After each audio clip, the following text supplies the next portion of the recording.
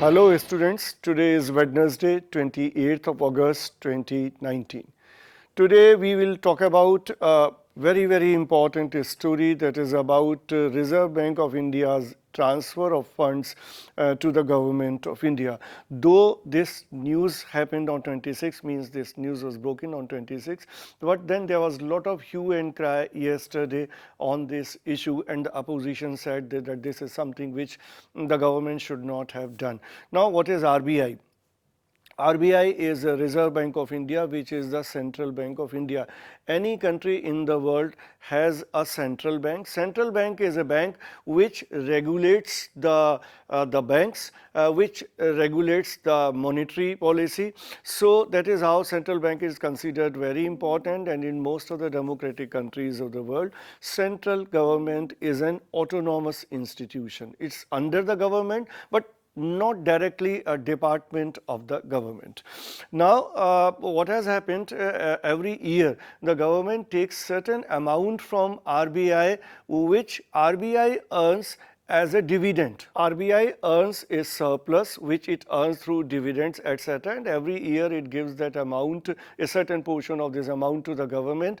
The committee under the Bimal Jalan, it proposed that it can be reduced to the level of 5.5%. Earlier it was 6.5%. Had it been 6.5%, the RBI would have given only 11,000 crore rupees to the government. Now, when it has come to 5.5%, the government has received 52,600 something amount from RBI. Now, there is nothing new in this kind of policy, but what is new is that the government asked the RBI to give more fund from the contingency fund of the RBI, and RBI has agreed on that, and the RBI has given 1,20,600 something crore rupees to the government. So the whole amount comes around 1,60,000 something crore rupees, which is a big relief. The government had already made the provision of 90,000 crore rupees in its budgets. It's more than that.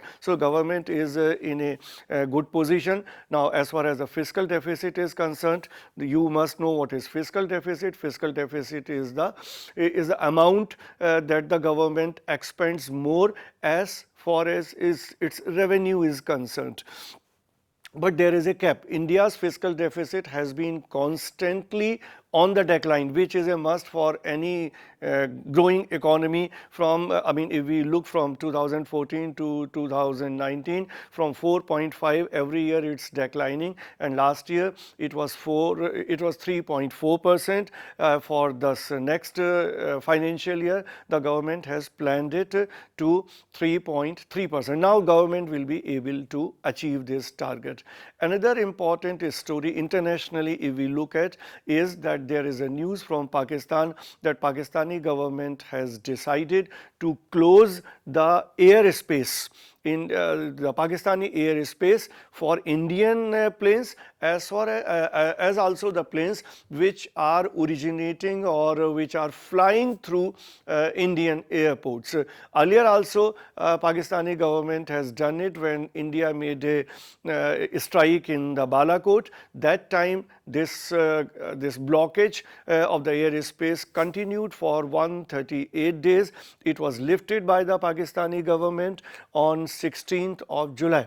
Now, again after a month, 1.5 months, again the same thing is going to happen. How? Now you must understand how this is affecting India.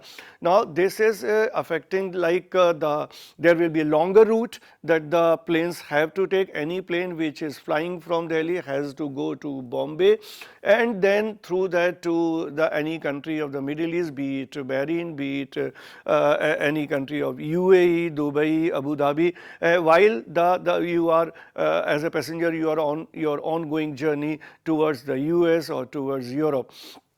So this means more travel time for passengers, more expenses for the airlines, and which can hamper the health of the airlines. We can see that the Air India's losses have been continuously increasing because of the last time the Pakistan closed the airspace. Even Jet Airways was affected. There is another airlines which is SpiceJet, which flies more to the Middle East. it is incurring a lot of losses. Even few airlines, one airlines of the US, United Airlines, then one airlines from Canada, they closed their operations for India. So it will be a big setback for India and for the Indian airlines. At the same time, there is also a threat that the Pakistani government can close the land route from India to Afghanistan. This will hamper the trade between India and Afghanistan. So not only India will be affected, but the Afghanistan will also be affected. As one minister of Pakistan has said that what Modi has started, we will finish it. So this is something which should be worrisome for India. Let us see what is going to happen in the weeks to come. That is all for this edition today.